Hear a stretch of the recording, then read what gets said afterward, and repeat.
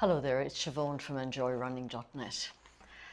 Today I'm going to talk about motivation and, to a lesser extent, inspiration. I was out running this week and I was recalling a conversation I'd had with somebody who said to me that they'd found it so hard in lockdown, they found it really hard to motivate themselves to go out and run, and they were really relieved that now lockdown was beginning to release so that they could once more start to run with other people in groups. And I began to think a little bit about what motivates me to go out and run, or to do any exercise, in fact, that I do. And I began to look a little harder at coaching and how coaches motivate people. And then I stopped and thought, years and years ago, on my very first coaching course, a lady did the session on the role of the coach. And she asked us to write down our ideas. And we all dutifully went off to do that, to provide an example, to teach skills, etc., etc. And then some people had written down to inspire their athletes, and other people had written down to motivate their athletes. And I remember quite clearly this lady, who was an Olympian, she represented Britain in 1972 in a middle distance race, saying very clearly to us, coaches cannot motivate their athletes. The athlete has to do that. You can inspire them, you can do lots of things, but you cannot motivate them. And I remember that sort of clearly at the time. And she said there was tons of data from the fields of sports psychology and from psychology in general to back her up on that, and I hadn't ever bothered going looking at it. But after that run last week, I thought I'd have a little look and kind of see what has come through that can tell us that, because I'm seeing a lot of stuff coming through, as I'm sure you are, on the internet at the moment. You know, join my group and I'll motivate you to lose weight, to get fit, to, you know, whatever. And there's tons of that stuff out there. And if you look on TED Talks, you see a lot of motivational speakers, etc., etc. And I kept thinking, you know, can we actually motivate people as coaches? And the evidence is really that no, we can't. We can inspire people. It might be, and you don't necessarily have to be an ex-Olympian to inspire people, although I imagine that's quite handy sometimes. Not all of us can be ex-Olympians.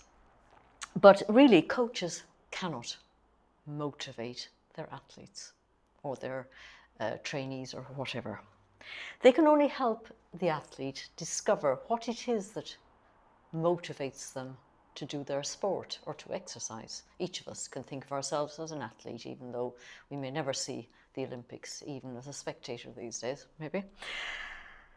But the coaches can help the athletes to unlock what it is within themselves that will help them to achieve within their sport, that will motivate them, that the athlete can use to motivate them to do the training that is appropriate to enable them to develop fully. And to tap into the various aspects of what that athlete can use to motivate themselves. Because inspiration is something that comes from the outside. It's an extrinsic thing. I can look at,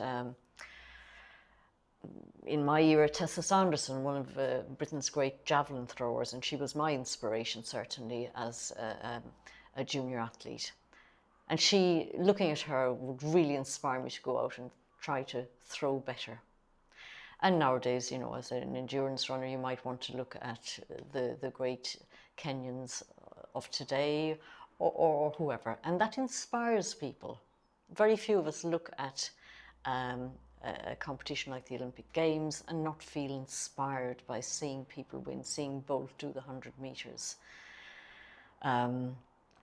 Seeing, you know, maybe Joe Pavey in Britain competing, somebody who's more of our age. And that is inspiration. And I think when a lot of these websites these days are talking about motivating people, they really are trying to inspire people, and hopefully some of them will be able to assist athletes in unlocking their motivational factors. But it is that. Motivation is something that comes from within. It's an intrinsic aspect of us. Now, like I said, I went off and had a look at the psychology, and I thought I'd show you something which comes from work that was done right back into the 80s. And I hope you can see that, and I have annotated a little bit. But basically, on this side here, on the black coloured column, we are looking at factors that apply to people who are not terribly motivated. And they have shown in studies in psychology and sports psychology particularly, people who are feel that a lot of aspects of their life are outside of their control are far more likely to drop out of sport. And over on the other side, sorry, you see on the pale green column, people who are self-motivated. And I'll go into the sorts of things that might make them self-motivated, but basically those people are more likely to stick with exercise and sport in the longer term. And we're not just talking about elite sports here, we're talking about people turning up to their aerobics classes, turning up to their taekwondo classes. So, you know, pretty normal, regular people, rather than these fantastic international athletes. And on that colour system, from the black column on the left through to as far as the green one, you go from people who tend to be externally motivated and people then on the far right, on the pale green screen, who are internally motivated. And the guys towards the black column, they say the red and the orange column, tend to be motivated by external factors, like the need to comply with rules. Sometimes the need to satisfy their ego. So here in the red column, these people might be respond to external rewards and punishments. The guys in the orange column, again, you're still external motivation, extrinsic motivation. They might feel good about themselves if they're better than somebody else. They tend to compare themselves with others. And they often respond well to their own internal reward and punishment system. And then gradually, as we move over towards the pale green column on the right-hand side, you get people who participate in sport because they're interested in it. They derive enjoyment from it and they get an inherent satisfaction from participating in that sport. And these are the sort of sports people who will describe being in a flow state when they are performing well in their event. And that's something that when I used to climb, climbers often get into a flow state, and that's something they want to do because, of course, there are risks to climbing and they don't want to fall. And being totally focused, totally in the moment as they climb enables them to perform much better. Now, like I said, the psychologists have spent a lot of their time analysing factors, trying to work out, and this applies across the sphere of work and all sorts of areas of life, not just sport.